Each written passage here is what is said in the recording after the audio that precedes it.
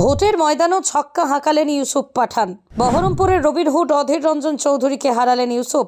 আর শুধু তাই নয়, ইউসুফ পাঠান তার মোট সম্পত্তির পরিমাণও বলে বলে গোল দেবেন অধীর রঞ্জন চৌধুরীকে। জানেন ঠিক কত টাকার মালিক ইউসুফ পাঠান? দেখুন, ভারতীয় ক্রিকেটের সঙ্গে নাম জড়িয়ে আছে তার।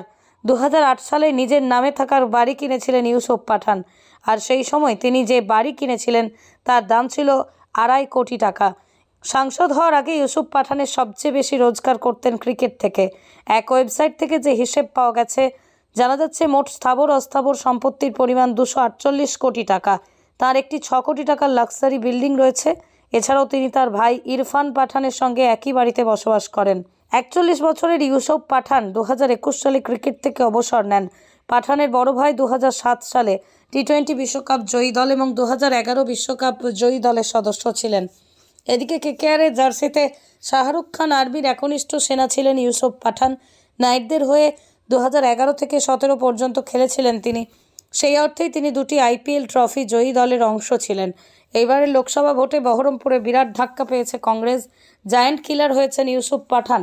তিনি তার নিকটতম প্রতিদ্বন্দ্বী অধীর চৌধুরীকে হারালেন 73,262 ভোটে। তার প্রাপ্ত ভোট 4,76,900। অধীর চৌধুরীর ঝুলিতে 4,03,651 ভোট। তৃতীয় স্থানে এই কেন্দ্রে নির্মল সাহা, তাঁর প্রাপ্ত ভোট 3,48,726।